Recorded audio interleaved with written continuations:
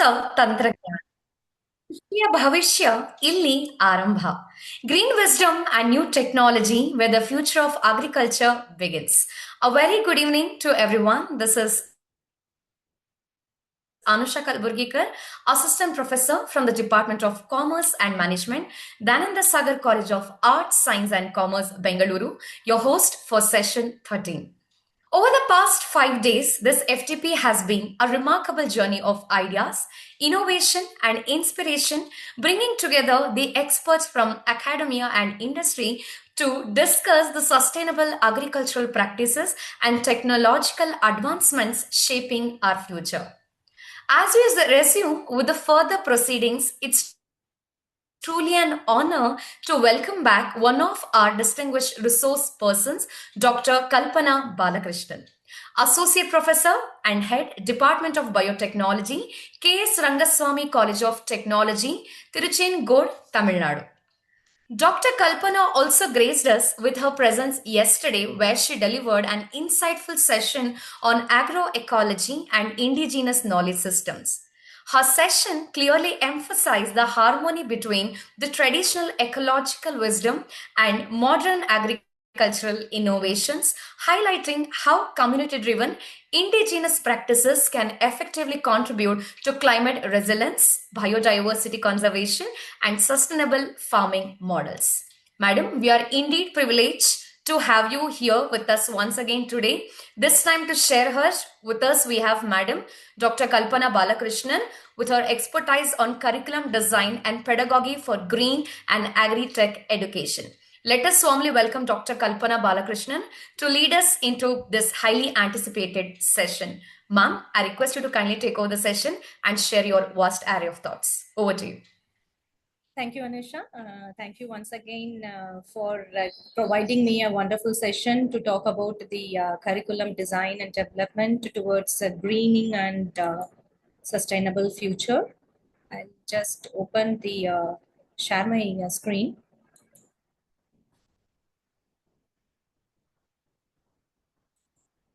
Please ensure whether my screen has got shared. Yes, ma'am. The screen is visible.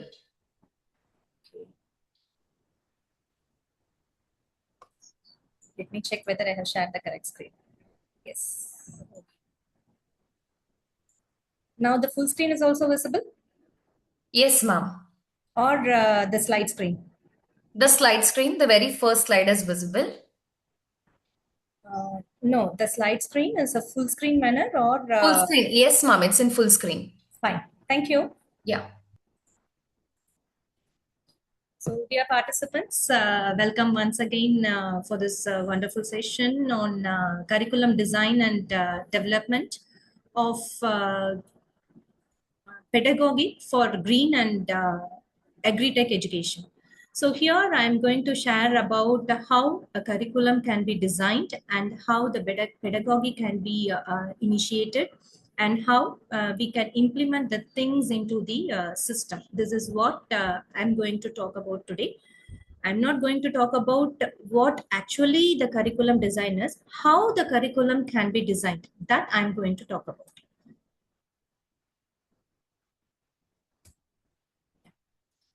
So first and foremost is, please wait a minute.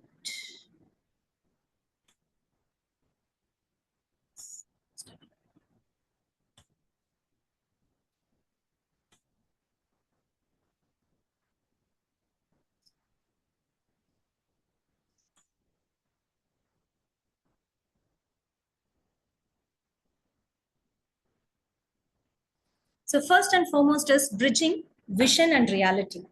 So why this curriculum design and pedagogy is important is because throughout the world, we are facing a tremendous climate change. So the tremendous climate change is because of the over-resourcing of the natural resources and over-utilization and the pollution which we have created because of continuous development of technologies which is required for the human mankind in this century. So because of this, we have one thing has been forgotten is we have completely forgotten what whether all the technologies which has been developed is towards sustainability. We thought about only about the improvising the technology and multiplying the technology, reaching out to each and every corner of the world. All the people should get benefited. Only this thing has been into a motto since a long time of the industrial revolution and agricultural revolution, everything. But the vision doesn't phase or doesn't look into the reality. So this completely made it into effect on the climate. So now entire world is framing the curriculum which has to bridge this vision and reality. So the climate crisis demands an urgent large scale curriculum renewal to prepare each and every individual for sustainable future. The goal is the 90% of the countries should include climate change in core curriculum by 2030. The main challenge is bridging the vision and reality. The picture which has been given over here is a broken ship where the each and every person individual should contribute to repair that ship in each and every corner. It is not only in this particular corner where a small hole has been created or a large hole has been created. So everything has to be taken care. So the world faces interconnected challenges. So with the climate crisis looming as existential threat. So this threat and the crisis, everything has to be seen in one, and it has to be focused. Each and every corner of the ship has to be repaired. Then only a successful shared framework anticipating the implementation of the issue during the design can be obtained. So coming to the curriculum core, domain concepts and transformative outcomes. So greening education, it is not only planting trees and everything. It is a holistic approach. The holistic approach is addressing the interrelated sustainable development domains with climate change as the entry point. So why we are focusing on climate changes, all the things which we are doing, it directly and indirectly affects the climate. If the climate is getting affected, entire world will get affected. So everything is interconnected. Society, economy, environment, everything is interconnected. So designing a curriculum, a domain-wise concept is required to have a holistic education. So the society, it focuses on human arrangements and values, the equity, justice, and societal transformation. The economy focuses on the production, consumption, distribution, and promote green alternatives. And the environment, it focuses on physical and biological sciences and human impact on the natural process. The overall goal is to have a transformative learning, balancing outcomes across these domains. So the three transformative domains, the learning domains to achieve the goal is cognitive, social and emotional, and behavioral. Cognitive is acquiring the knowledge and participate and practicing the critical thinking, why this is happening, what it is happening, everything. In social and emotional, developing empathy, solidarity, and reflecting on values. And coming to the behavioral, cultivating action competencies for effective responsible change. So we must teach the mind, the heart, and the hands to achieve a sustainable action. So everything put together, we should have the action. Ma'am, if it is okay, shall I switch off my video so that I can have a good coverage, because I'm doing it in my No problem, data. ma'am. No problem. Please proceed, ma'am.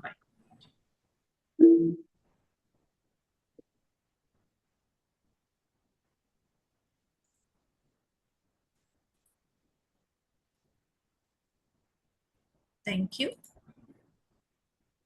So curriculum realities from vision to classroom implementation.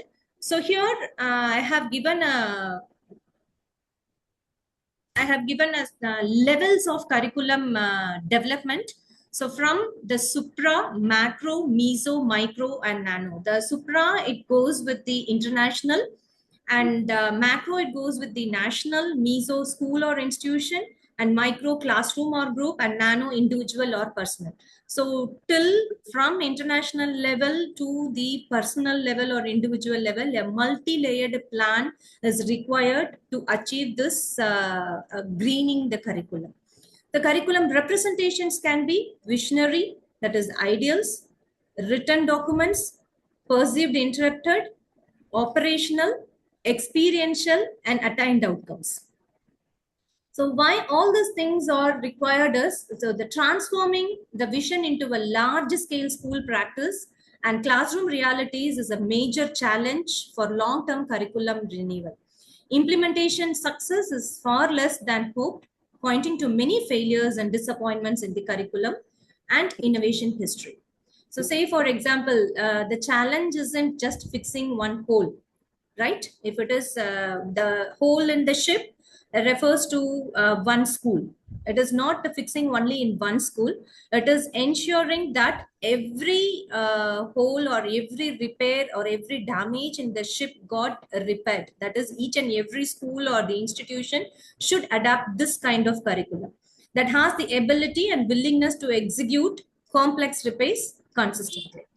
So the solution focuses on success, that is the design for success, the principles and avoiding of the pitfalls. The greening curriculum design must be guided by core ideals and avoid common pitfalls. So what are all the things that should be taken into consideration is the key principles, which is an action oriented and justice promoting, quality content, and comprehensively relevant. And the top-down pressure should be taken. The policies without symbolic implementation and modest classroom changes. So overly ambitious scope, avoid big innovations, ambition with unrealistic timelines and limited investment. So this success requires developing a shared conceptual framework and anticipating implementation issues that are already there in the design stage. Curriculum development is a systematic process of transform ideas into practices that foster learning experiences. Say for Ma'am, I'm example, very sorry to interrupt. I'm so sorry. I request all the participants to kindly keep your mic on mute mode.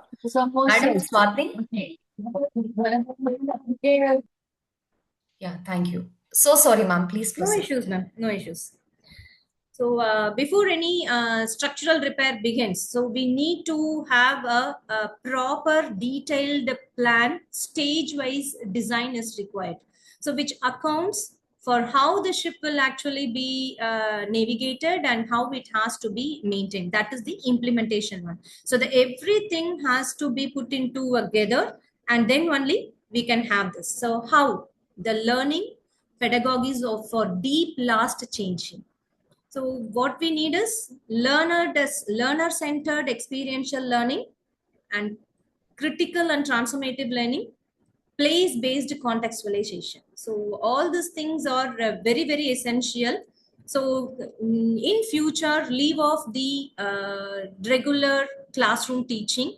The student has to put it into the environment. A learner-centric and experiential learning is very, very important. In this picture, you can see the students are learning, but they are learning in the environment as an experiential learning.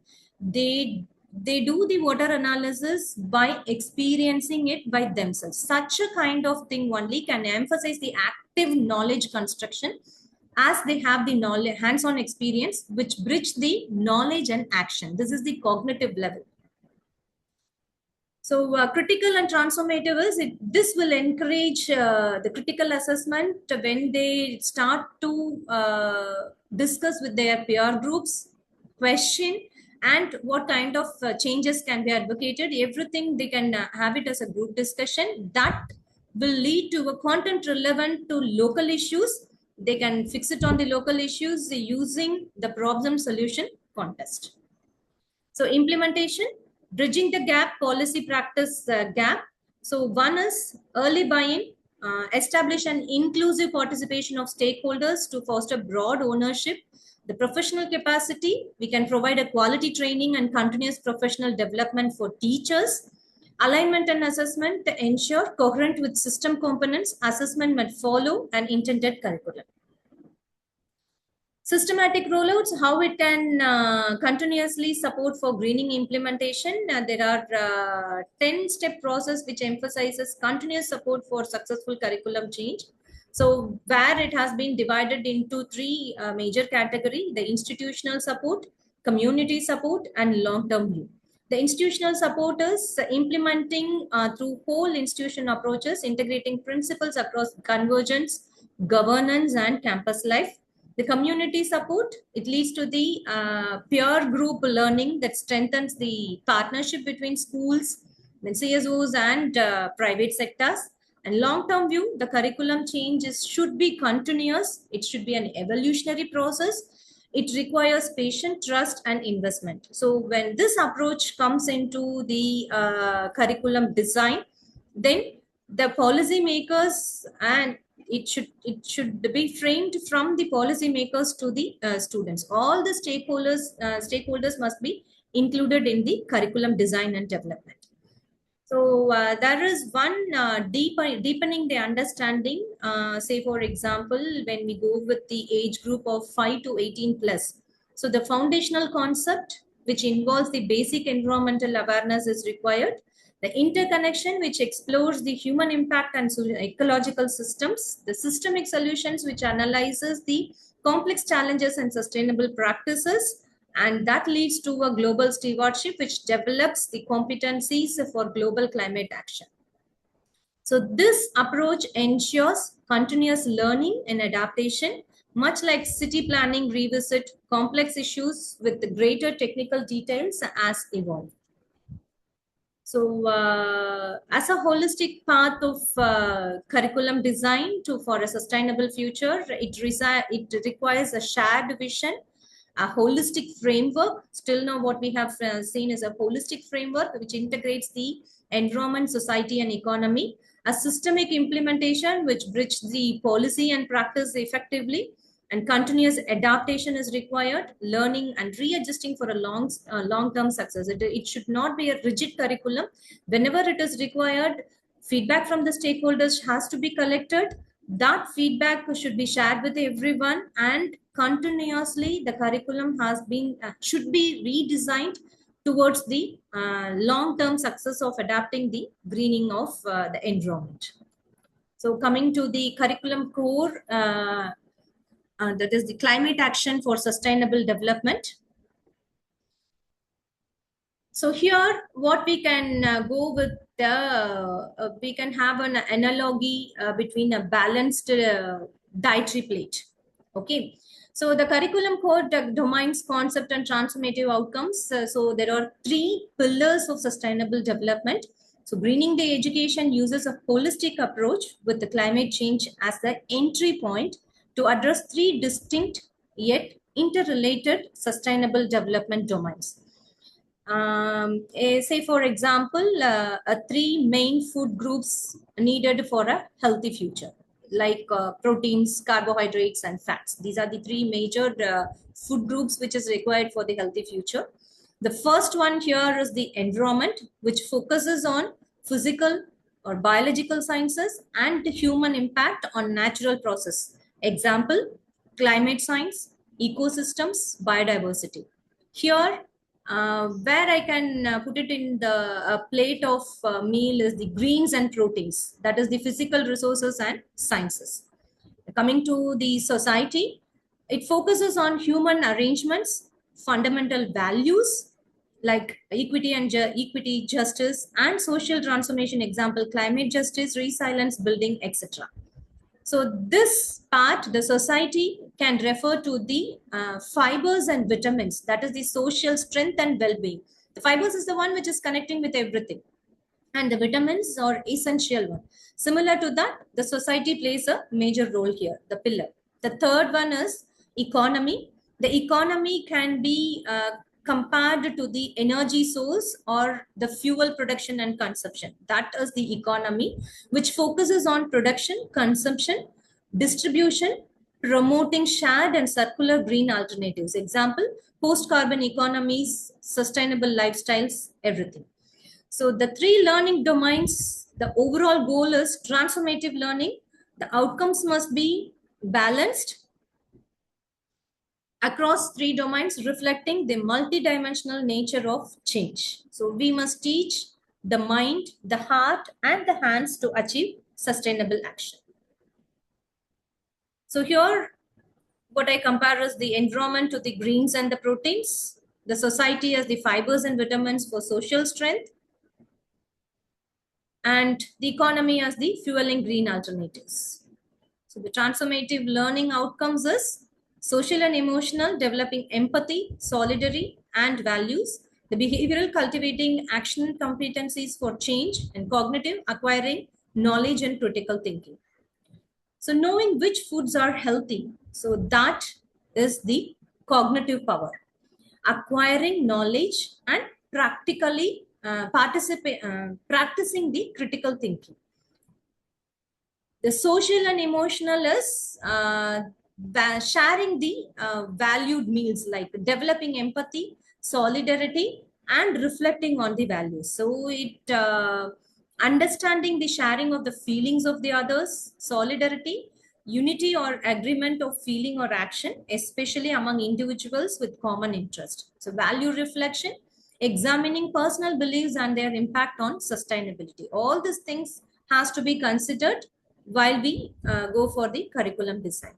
And behavioral consistency, it consistently choosing sustainable options. Say, for example, cultivating action competencies for effective responsible change. Consistently choosing sustainable options and helping to prepare the food. So that is the thing. Awareness, commitment, implementation, and advocacy. So everything put together, it leads to the behavioral one, which actions, competencies empowering individuals to drive effective and responsible change. So coming to the curriculum realities from vision to classroom implementation. So here, what we can think it of is a spider web, and like I have given here an inverted pyramid, which illustrates a multiple curriculum level and representation. So this is a multi-layered plan. It is not a single layered plan. The curriculum is fundamentally a plan for learning. However, the curriculum does not exist. So it must be specified by the level of education, which is scaling initiatives like Education 2030, which requires interaction across all the levels. Say, for example, city has multiple organization layers for international community to individual residents, all interacting in the planning. So here, the international community, the federal government, the municipal board, the neighborhood association, the individual home resident, everyone is responsible for this multi-layered plan. So likewise, from the individual to the global level, each and every individual is responsible for this planning. So the curriculum levels, as we have discussed before, here what we can think about as the supra, macro, meso, micro, and nano. So these mirrors the levels of the government and community involvement in the city life. So curriculum representation, the plan transforms as it moves through the system, taking on different forms. So the first one is the visionary, ideals of the policy maker, the written official documents, perceived, interrupted by the teachers, operational, enacted in practice, experiential, felt by the students, attained as learner outcome. So all these things, say for example, what the planners intended the new park to look like, that we call it as the visionary. Often differs from the signage installed, like that is the written. And the operational is how the maintenance crew uses the space. And experiential is how the children play in it. So the city planning complex, all these things, the final thing is attained is the whether the children is happy or not. So that will be the major vision. So the vision versus reality, the plan is, yes, hello. So the curriculum, the spiral curriculum is the greening framework, which encourages a spiral curriculum. The key concepts are revisited with the deepening complexity across the age group of 5 to 18 plus. So here, the analogy is the city planning, which revisits complex issues like water management, that is annually, adding technical details as a budget and the population group. So here we have the circular spider's web. So this visualizes 10 planning components, including aims, content, pedagogy, assessment, etc. This is a crucial metaphor. Every chain is only as strong as its weakness link. The flaws like lack of internal consistency threaten implementation. So here, if the city plans for high speed rail, but budget is only for bicycle, then the train workers will work only with the basic building, that is the professional development. The whole system failed due to the incompatible links. So everything put together, each and every component is required. So the threats to implementation is lack of internal consistency, so and incompatible links. So this will be the major threat to implementation of the thing. So what it will happen? Automatically, there will be a major pitfall in the railways. So, but the budget allocated is very, very limited for bicycle. It will be the problem will not be solved. So coming to how of the learning. So what the student has to learn, that is the pedagogies for deep lasting learning. So here just the education which needs to move beyond simple knowledge transfer to fostering deeper understanding and analysis of climate crisis that involves changes in three key areas: the new materials, new approaches, and altered beliefs, shifting deep-seated perspectives. So the core pedagogical methods are learner-centered, experiential, critical, reflective, and collaborative. All these five are pedagogical methods. So the learner-centered, which emphasize the active knowledge construction, that is the hands-on experience the students should have, which bridges the knowledge and action. Experiential is learning by doing. So testing the theories into practice. The critical is encourage the students to question and advocating for a change. Reflective mode of pedagogical methods is promote self-assessment and continuous improvement. And collaborative is foster a teamwork. Pure learning is very, very important, and shared learning experience will enhance their understanding capability. So here the approaches focus on learners actively building knowledge. Hands-on experiences are crucial for connecting theoretical knowledge with practical action. It's like not just reading about running shoes, actually experiencing how it will help to practice for running. Critical thinking and transformative pedagogy. Here, the learners are encouraged to assess the situation, question why, what, how, and when, and what change can be done has to be discussed. That transforms the learning from natural shifts in students' thoughts and action. So, asking why is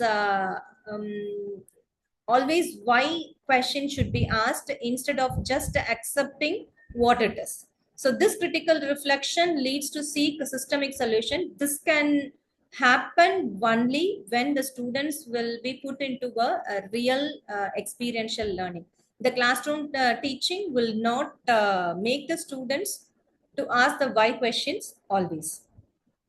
The place-based and contextualized learning, the content must be relevant and contextualized by exploring local issues. So send the students to have a local, to work on the local problems.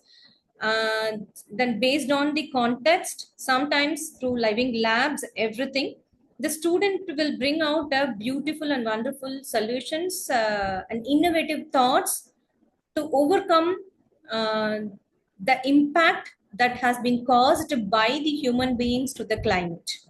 So this will help out to bring a new innovative technology to overcome the pollution and have a cleaner society. So addressing complexity, the continuous learning, evaluation, readjustment, and sense making will lead to a long process of continuous learning that leads to a very good pedagogical approach to emphasize or to impart the knowledge of climate change into the students. So here what I can do is the analogy which can be put it over here is training a person for a marathon. So here, to train a person for a marathon, it requires a custom plan, like what are all the materials a person need for the marathon, and the training techniques. So new techniques and specific training methods is required for each and every individual depending upon their capacity. And the mental discipline, which alters the beliefs to reach the target finish line. So this will be revisited again and again if an athlete is winning a marathon. Again, he should not use the same strategy to for the next round of the marathon. He should revisit his own methodology and to make changes. So this kind of revisiting the curriculum is also required continuous improvement to have an action plan. Bridging knowledge to action. So the goal is to empower learners to not just know, but to act effectively for a change. So all these things leads to the holistic approach to learning, the experiential, place-based, transformative, collaborative, and critical thinking will foster the deep, lasting change in individuals that leads to the change in the communities. So coming to the systematic rollout, which is anticipating implementation from the start. So here it's a bridging the gap, exact gap, the policy and the real world practice, which is crucial for success. We can do n number of policies, but effective implementation of the policy is the real connect to practice and research. So that is the intended curriculum. The intended curriculum is policy and guidelines. The implemented curriculum, actual classroom practice and behavior change. So the policy will say everything, but what is implemented in the curriculum and what is the behavior change in the student, it's really $1 million question. So everything should go one and one from policy to practice. So the key strategies, that is the 10-step process, early buy-in, like inclusive of the stakeholders participation, then quality training and development, it should be given to teachers as well, because once the teachers has gained or experienced only, it will reach to the students. And the proper alignment and assessment with the coherence with the system components, and the whole institutional approach. One institution should follow a single approach towards a particular curriculum development. It is not the thing that, say for example, if an institution have a variety of a program, each and every program should not focus on different perspectives in curriculum design. All the programs should focus on a particular methodology to design the curriculum and training, assessment, everything in a long-term view. So that leads to the continuous and evolutionary process. So here early buy-in, like establish an inclusive participation of all the stakeholders, including the youth, community members, to foster a broad ownership. And professional capacity, like quality pre and in-service training and continuous professional development. The teachers play a very, very crucial and central role in mediating the new curriculum. So training all the doctors and nurses on a new dietary guidelines and providing continuous learning resources is essential for effective implementation. Similarly, for the curriculum implementation, training the teachers periodically is very, very essential. Alignment and assessment, a holistic assessment should be there. It is not only the written based assessment should be done. All the cognitive levels should be covered. The social, emotional, and behavioral outcomes should be assessed. So institutional and community support, this is like the complete hospital must have a model healthy eating even in cafeterias. We can see even in hospitals, for patients, the healthy diet will be given, but in cafeterias, it will be like a local cafeteria, like whatever we get it in outside shop, we can get it in hospital cafeteria as well. So that should not be there. It should be a healthy eating in cafeteria as well, so that the local non-profits and farms to be sourced creative or supportive environment. So the institution plays a major role. The long-term view, continuous effort and measure should be there, which is vital for year after year improvement. So these are all the things that we have seen in building bridges for public health. So almost I have covered to all the curriculum and pedagogical approach which is required for greening and agri-tech education. So thank you. Hopefully I have I'm on time, I think so. If there is any questions from the participant, it's more welcome. Dear participants, now the platform is open to raise your queries. So I request you to kindly bring it to the notice of our resource person.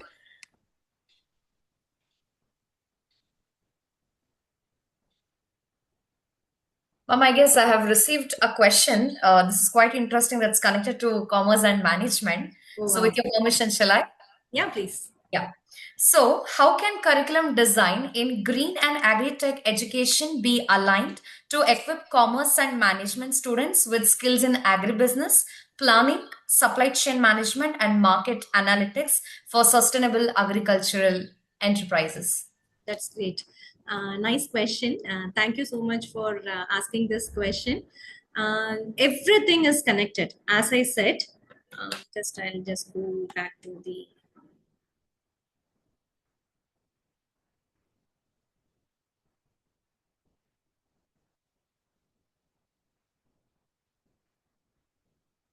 So here, the systemic rollout, that is the bridging the gap, right?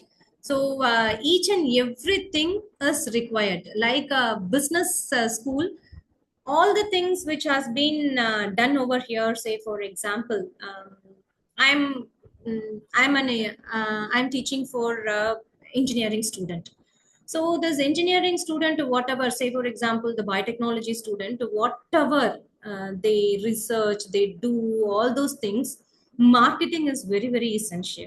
So all the things which we are taking in, everything, it only depends upon the marketing. So the business plays a major role. Even what we need to buy, what we need to eat, what we need to think, everything, it depends upon the marketing. So you people plays a major role in economy. Economy is very, very essential. I just given a rail over there, like this one. So I can plan anything, right?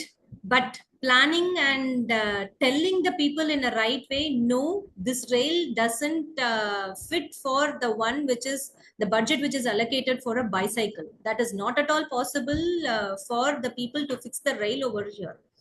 So that kind of planning, we can do a good research, but what can be the better budget allocation? The resources plays a major role, which exactly acts as the energy or a fuel for anything to drive. So to implement everything, you people plays a very pivotal role over here. So this curriculum design is a holistic design. Even the agri-tech students should know how the economy of the agri-tech will be effectively implemented. So we do have a curriculum which focuses on finance and accounting that we do have in BTech Biotechnology. So everywhere we are bringing in a holistic education. The people only biotechnology is meant for research. It is not necessary that people should know only about the research. For research also, how we can curtail down the cost of the research, we should know. So we have engineering, economics, and finance accounting. So each and everyone should know it. And likewise, you people should know what is required for a research, what are the basic components is there, for that whether the allocated budget is good or not. For all the people, say for example, the people who are in the any kind of funding agency, you people play a major role over there. So you people only look into the budget part, correct? So but that budget part you should know to authenticate, yes, this budget is okay for this, no, this budget is not okay for this is over quoted or it is under quoted. So you people plays a major role here. So you people should also study about the basics of engineering, the basics of science. Hope I have answered. That's what I told. No, like everyone should understand each and everything. That is what science, physical science, biological science, and the economy put together in a one curriculum. Whatever you people study, if you are a BBA or a BCom student, you will be emphasizing more on those economical aspects. But you should also know about the biological aspects as well. At least one or two papers that should be related to these things should be there in the curriculum. This is what the holistic, futuristic approach of the curriculum has been planned. Yes, ma'am, thank you. I've got a couple of questions too. So Please. that question is connecting with the agri education with the entrepreneurship, ma'am. So we can see that with the digital India, everything, and also technology pitching in the picture as such, how can we connect the practical aspects of it, like entrepreneurship and agri-based education linked together? That's what I said. No, so entrepreneurship and agri-based. Sorry, my video is not connecting. Okay, entrepreneurship and agri-based business is not separate track. Okay, so it goes one in one. Everyone should know about if a person is going to be an entrepreneur. So now we have a terminology called agripreneur. Okay, the person who is doing agriculture and doing their business by themselves, they call it as an agripreneur. So this is what it has been covered by Professor Mooney during his talk itself. Like digitally connecting the people directly, the farmers can connect to the consumer. So now B2B, B2C, everything has come. So the true digital rather than B2B, B2C is happening a lot. So that develops more and more of young startups or young entrepreneurs to come into the play. So such a kind of education is required for everyone.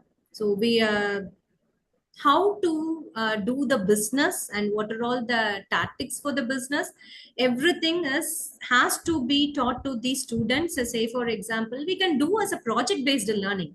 Say for example, in a college, almost 400 to 500 students will be studying approximately. I'm telling about a very, very small scale institution. So nowadays, no institution is a very small scale institution. Minimum 3,000 to 4,000 students are studying in an institution. Instead of putting your students, say for example, BCom, BBA, or whatever it is, those students into the classroom environment, make the students to come out of the classroom environment and give them a project based learning. So the project based learning is, you should not teach, they have to do it as a project using the human resources which is available inside the institution, and they have to learn it each and every step. When they can do it inside the college environment, it is possible for them to learn all kind of difficulties and all kind of possibilities that can be that is opening for them in front of opening in front of them. So that will teach them a lot than the classroom teaching. So that is the participative learning and experiential learning. So that comes the project based learning. So these are all the futuristic approach to design a curriculum. So curtail down the classroom teaching methodology, focus more on the pedagogical activities like experiential learning, participative learning, project based learning, all those things. Hope I have answered. If still it is not clear, I can give some more examples. Yes, ma'am. Yes, ma'am. Thanks for your such prolific answers. So, participants, kindly let us know if you have any queries on the same. The platform is open. Okay, ma'am. Seems like all good to go. Thank you. Yeah, thank you so much, Dr. Kalpana, for that inspiring and intellectually enriching session. Your insights into how curriculum and pedagogy can shape future ready minds in green and agri-tech education have truly added immense value to our FDP. Thank you so much, ma'am. Thank you. Thank you, Anusha. And once again, I would like to thank the organizing committee, Dr. Pavitra, and the co-organizer, Dr. Subbalakshmi, for giving me a wonderful opportunity to share my learning and experience with the learned peoples, because it is easy to teach students, but it is very, very difficult to convey a message to a learned community. So thank you for giving me such a kind of wonderful opportunity to share my experience. So thank you once again. Have a nice day. Very kind of you, ma'am. Thank you, ma'am. Please stay back. I request all the participants to kindly turn on your cameras and let us cherish this happy learning moments. Kindly turn on your cameras. I request all the participants to kindly turn on your cameras. Let's capture this happy learning moments.